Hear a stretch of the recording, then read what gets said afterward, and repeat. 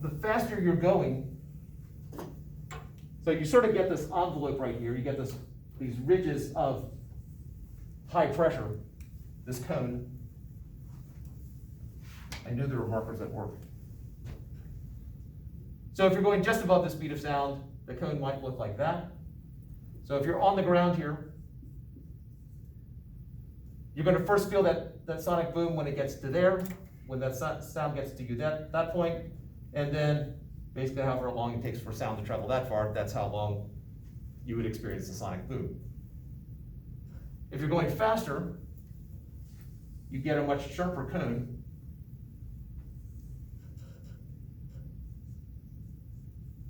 So what would be happening is you'd be experiencing the sonic boom longer, because the speed of sound is the same regardless. Once the speed of sound is emitted, how fast the other thing is traveling makes no difference to it.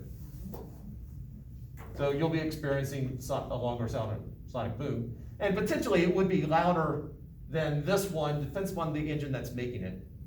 So if the engine is louder naturally just by going faster, then yes, this would be louder also. But if the engine makes the same amount of noise here as here, then you would just be experiencing this one for a longer period of time.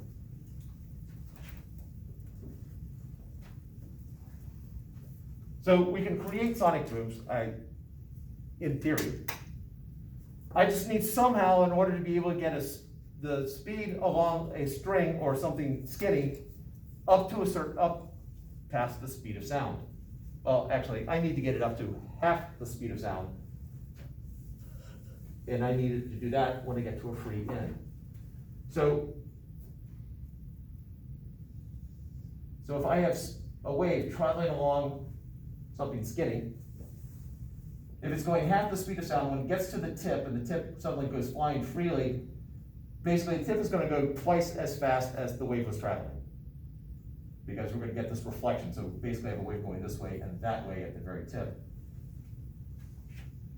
In order to do that, I could try it with this string. It's not going to work particularly well.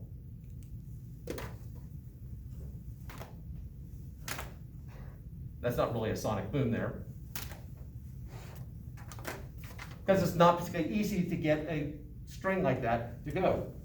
However, I know the speed of a wave on a string is equal to tension divided by the wavelength. Oh, sorry, divided by the linear density.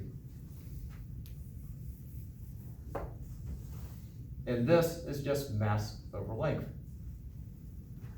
So if I have something that's tapered, gets skinnier as I go, if I think about how much mass this has here, and then I take the same length and think about the amount of mass I have now, this be more mass or less mass than that? So my mass is decreasing, so mass decreases per unit length.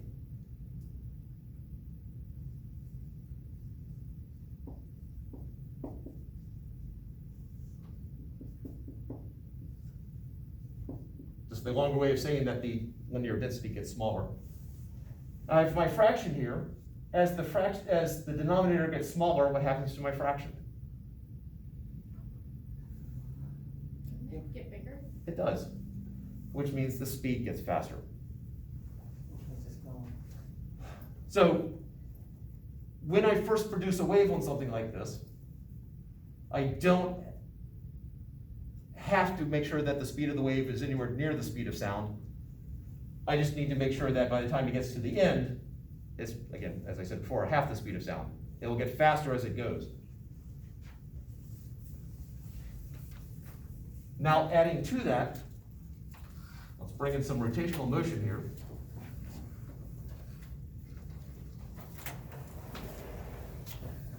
If I'm trying to produce a wave here, if I have a long moment arm, with a long moment arm I can get more torque, which means I can get this end moving faster. Now, the other problem, there's sort of an optimum length here. The longer this is, the harder it is for me to get it moving, because there's more moment of inertia, and therefore more rotational inertia. The smaller it is, the less torque I'm going to get here, so there's an optimum.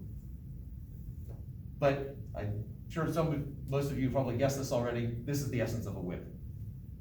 You have a handle here where you basically, if you're holding it down at this end, you can apply some torque to it. That torque will create a wave. Since proper whips get skinnier as you go, the speed of the wave will increase.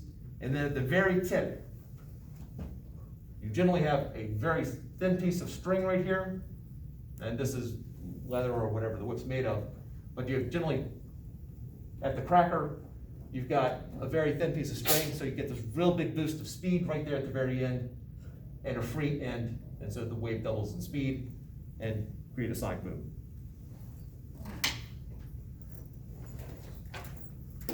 And there's a video I've done of me cracking the whip, but there's plenty of others with people who know how to do it better, and without having to edit out the places where I hit myself. There's one I did in here where I smacked myself really badly, but that did not make it onto YouTube. Oh, that's good. That's good.